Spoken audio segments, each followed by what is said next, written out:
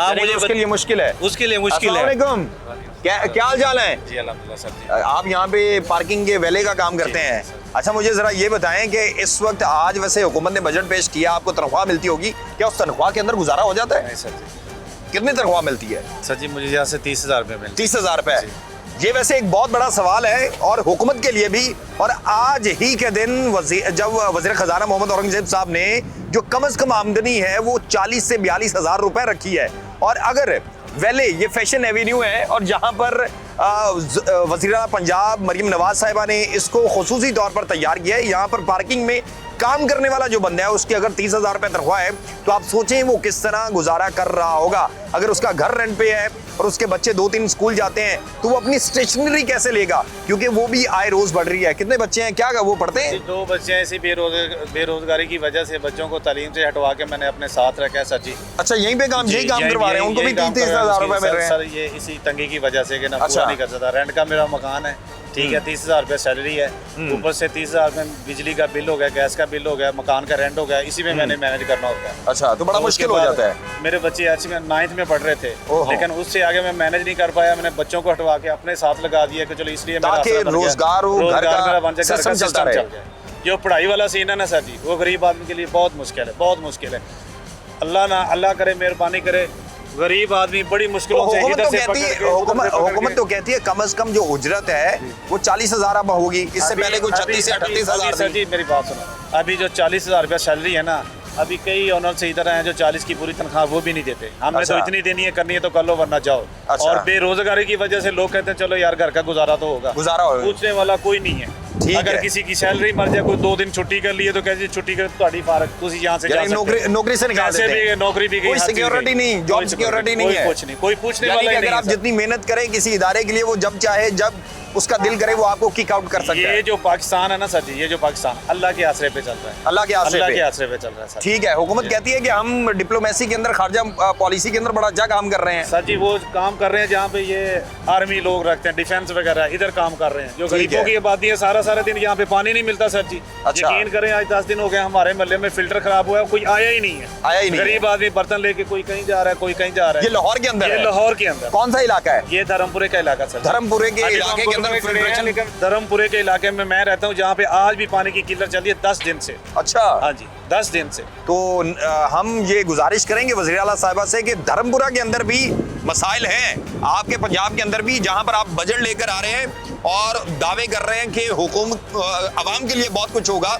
लेकिन अगर आप गरीब का चूल्हा जो है वो ठंडा करके, और जो अशराफिया है, जो ब्यूरोक्रेसी है, जो हमारे बाऊ हैं, उनके लोन का बजट बढ़ा देंगे तो मुश्किलात जो है वो बढ़ती जाएंगी। चले नाज़रीन आगे भी चलते हैं और बात करते हैं। शहरी जहां पर पुरजोश हैं कि ये बजट आएगा तो कुछ ना कुछ अच्छा होगा, ये बजट आएगा, सेल्स टैक्स जो है उसमें इजाफा होगा, कारोबार जो है वो आसान होंगे, और उसके साथ साथ हुकूमती ये भी दावा है कि हम काम कर रहे हैं। अस्सलाम वालेकुम बॉय।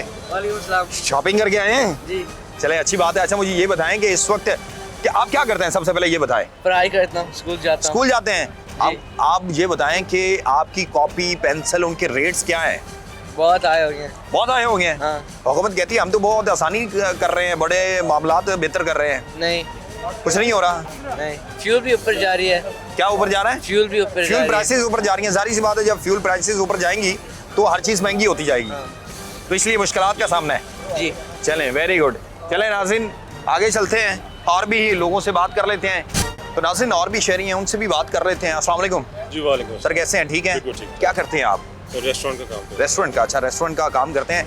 ज़रा ये बताएं कि इस वक्त कारोबारी हालात क्या हैं? हुकूमत बजट ले आई है, आपको लगता है कि जो टैक्सेस हैं वो इकट्ठे हो पाएंगे और फिर मामलात कारोबार बेहतर चलेंगे? देखिए जी, इस वक्त जो ओवरऑल जो सिचुएशन कारोबार की ना, आप चाहे रेस्टोरेंट्स ले लें चाहे रिटेल ले लें, बहुत ज़्यादा एक होलनाक सिचुएशन, बहुत मुतासर हुई है।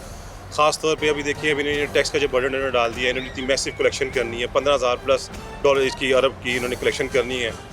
अब जब कारोबार चलेंगे ही नहीं, आप उनको जब रिलीफ ही देंगे, ब्रीदिंग स्पेस देंगे, तो कैसे कलेक्शन करेंगे आप? एग्जैक्टली। मैं तो ये हमें देखें, हम लोग कितने अरसे से, ये लॉकडाउन कभी लग गया, कभी स्मॉग आवर्स लग गए, रेस्टोरेंट की तो पीक टाइम होती ही रात के टाइम है, यानी खासतौर पर जब फास्ट फूड्स की देखें आप, सिटिंग बंद कर देते हैं। सिटिंग बंद कर देते हैं और फिर फाइन हो जाते हैं, खुदा ना खासा ऊपर से कोई चीज़ हो जाए।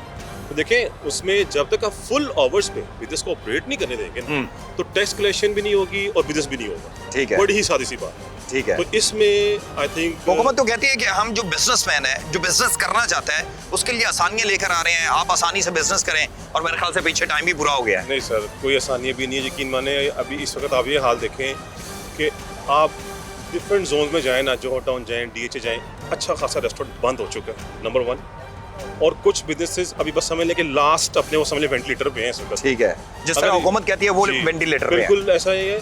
और अगर ये और मजीद चलता रहा तो I think coming 2 months will be very very critical for the business। ठीक है। Very critical. आप टैक्स भी कलेक्शन नहीं कर पाएंगे, लोग अपना बिजनेस छोड़ देंगे, आप अच्छा खासा वर्क फोर्स लूज होएगी, बेरोजगारी बढ़ेगी, तो क्राइम बढ़ेगा। क्राइम बढ़ेगा। एग्जैक्टली। तो ये चीज़ें बहुत अच्छी। तो एज अ बिजनेसमैन आज वजीर खजाना औरंगजेब साहब ने जब ये बजट पेश किया, उन्होंने कहा कि हम जो है टैक्सेस में कटौती कर रहे हैं 7% इस दफ़ा। बजट जो लास्ट टाइम ये ईयर जो है वो पेश किया तो उसमें बेहतरी की, यानी कि 7%। नॉर्मली हम देखते हैं 25 की 20% जो है वो बढ़ाया जाता है, लेकिन इस दफ़ा कम किया है। तो आपको लगता है कि कुछ ना कुछ इस्लाहात होंगी, आपके लिए कुछ बेहतर होगा बीच में? देखिए, मैं आपको अभी भी इंसिस्ट करूंगा, जब तक आप बिजनेसेस को रिलीफ नहीं देंगे ना, उनको ईजी फ्रीली ऑपरेट करने का, तब तक आपको ये कुछ भी आपके टैक्स कलेक्शन कह लें, व्हाटएवर आप कह लें, कुछ भी नहीं होगा। जब तक आप बिजनेसमैन को एक ईजी पैसेज नहीं देंगे, उसको वर्किंग आवर्स में उसको रिलैक्सेशन नहीं देंगे, और भी जो बहुत सी मराहत हैं। देखिए, हम कितने टैक्सेस देते हैं, हम जो चीज़ें खरीदते हैं उस पर टैक्सेस दे रहे हैं, हम बिजली का बिल पे कर रहे हैं उस पर टैक्सेस दे रहे हैं, फिर जो रेंटल्स देते हैं उस पर टैक्सेस लग रहे हैं हमारे। आप एज जो एक कस्टमर आपके पास आता है उसके ऊपर किस तरह के टैक्सेस हैं जो आप लेते हैं? हम लोग सिंपल जो पीआर है वो चार्ज करते हैं, सिंपल। ठीक है। GST चार्ज करते हैं, सिंपल। ठीक है। यानी कि इनका कहना है कि कारोबार चलेगा, बिजनेस चलेगा तो फिर ही टैक्स इकट्ठा होगा, फिर ही मामलात बेहतर होंगे। टैक्स इकट्ठा होगा तो आप अपने जो मुआशी अशारी है वो बेहतर कर सकेंगे, बता सकेंगे कि मुल्क जो है वो बेहतर समत पे है, वेंटिलेटर से निकलकर बेहतर जो है वो रास्ते पर गामजन हुआ है। लेकिन अगर कारोबार नहीं चलेगा, मामलात बेहतर नहीं होंगे, तो तब तक ये हुकूमत, मईशत वेंटिलेटर पे रहेगी।